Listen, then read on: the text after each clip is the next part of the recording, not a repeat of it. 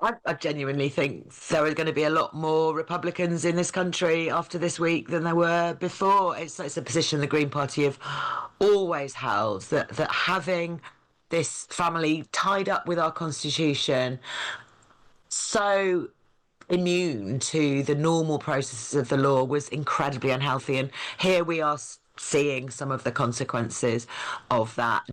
It has, of course, been a turbulent few days for the former prince, with many questioning what the future holds now for the British monarchy. On his 66th birthday yesterday, the former prince became the first senior member of the royal family to be arrested for more than 350 years. He was held for more than 11 hours until he was released under investigation. Let's hear now from Chris Ship, who's ITV Royals editor. He's on the line now. Good afternoon, Chris. Hi, Cathy. How are you? Good. Well, I just read that lengthy statement that we've just got from the Met on a different matter.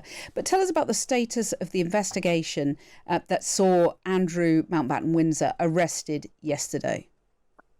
We've got so many investigations, it's probably worth for your listeners to recap. So actually what the Met have just said there, and you've just read out that statement, that is an additional assessment of an airport inquiry, if you like. So we've now got the Met and Bedfordshire and Essex and West Midlands all looking into airports under their jurisdiction. In other words, Heathrow, Gatwick, or no, actually Gatwick might be Sussex, Heathrow, Luton, Stansted Airport and Birmingham Airport. So those are all to do with flights.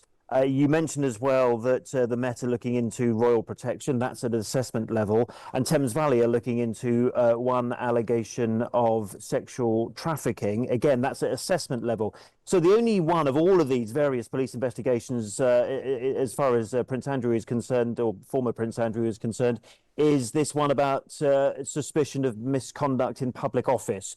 And that was why the arrest was made yesterday. Yeah. But you do have to wonder, don't you, Cathy, whether or not, at any point, I suppose, any of these other assessments could be elevated by any of those forces, 7 or 8 forces now, into a criminal investigation. Indeed. And have we got any more details about the terms under which the former prince was questioned yesterday? What ground that covered? Any more details emerging? All we know is that the police went about their job today as if Andrew Mountbatten-Windsor was any other member of the public, because that's exactly what the King said. You must take this investigation wherever it takes you.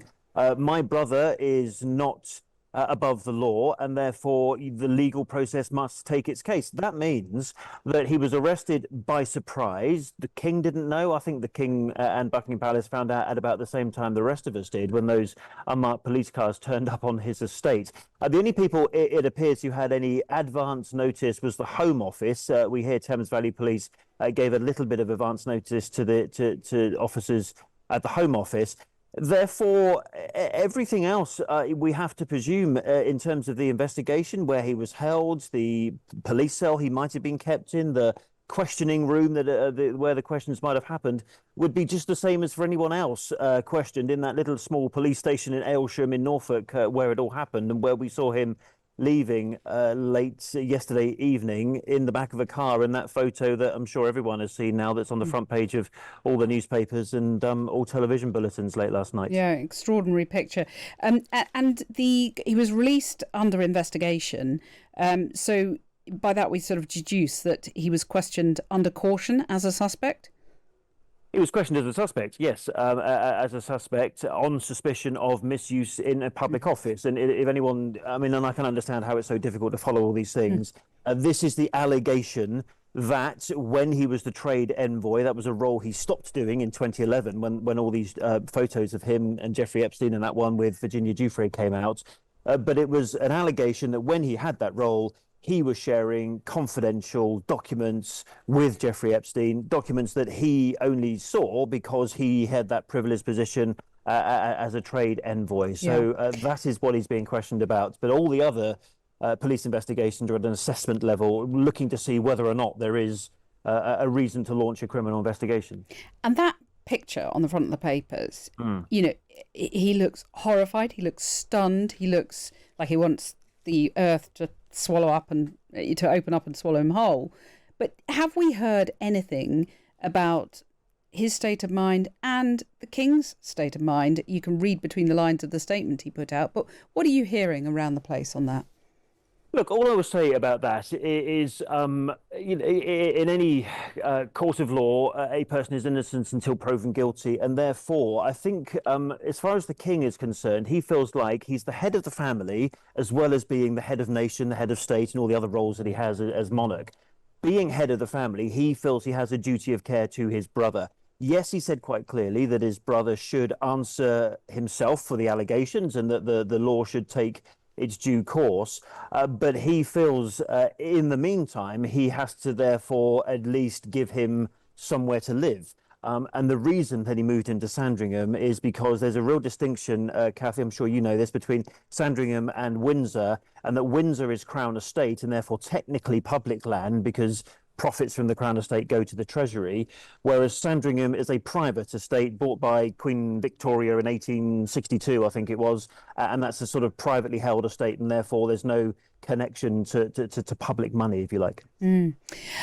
Well, Chris Ship, thank you very much for that very clear explanation, as ever, of what's going on. Very good to hear from you. Andy. Well, let's speak now to Siân Berry, who's Green Party MP for Brighton Pavilion, is on the line now. Good afternoon, Siân. Good afternoon.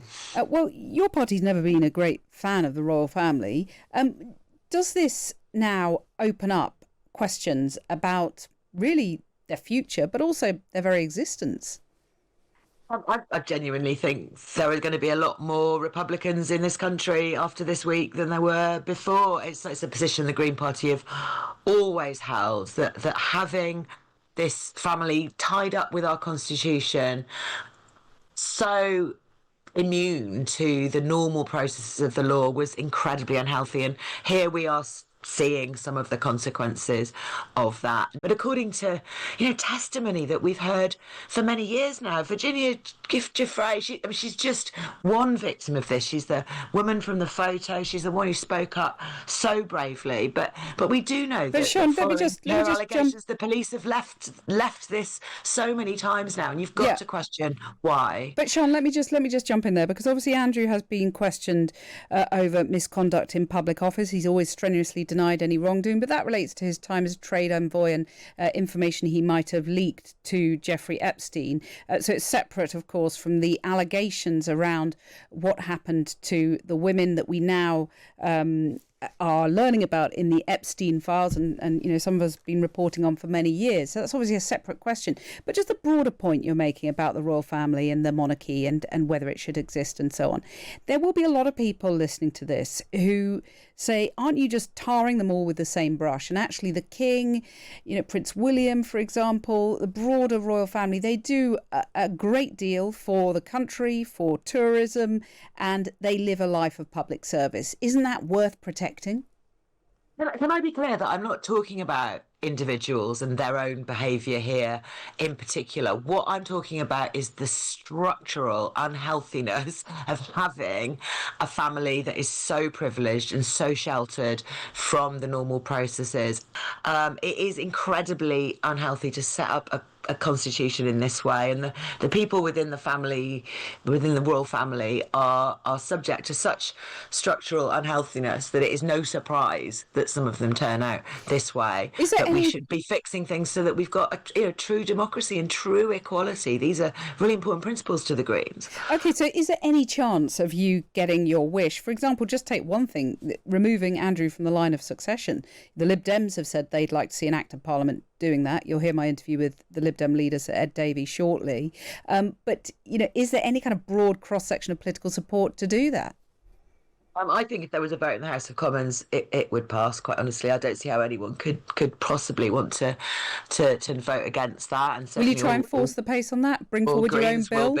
I'll definitely be talking to the other parties about how we can arrange for that vote to happen. Obviously, there's processes to go through, but yeah, if we can get that done, that would be fantastic. And we do need to make sure that all victims get the justice they deserve from all this emerging evidence that is coming out. And we do need, I've put in a motion in Parliament for true openness on this, to get the royal family to be genuinely transparent about everything that went on. I think it's really, really important that we get those communications from them, and that we get some more accountability from the Met as well. I'm looking at the statement they've just put out, and they are answering the questions that they've been asked by many journalists today about why previous investigations went nowhere. But I don't think those answers are sufficient yet. I think there's more to be asked. Okay, just finally, you've talked about the position of privilege that Andrew enjoyed, and obviously he received millions in public funds over the decades. Should the taxpayer get some of that money back? Should he, for example, be stripped of his Navy pension if he is found to have committed misconduct? We have various laws about proceeds of crime and all of that kind of thing. So I don't know whether that would be a possibility, but certainly no one should be sheltered from the full consequences of the law just because they are used to living a privileged life. That is a very important principle. So you think paying the money back might be a way of him trying to salvage his reputation in some way? Sure that Andrew can salvage his reputation in any way at all, but certainly some kind of reparations are absolutely due. Siân Berry, thank you very much for joining us, Green Party MP for Brighton Pavilion there. And to reiterate, former Prince Andrew has previously denied any wrongdoing in relation to Epstein.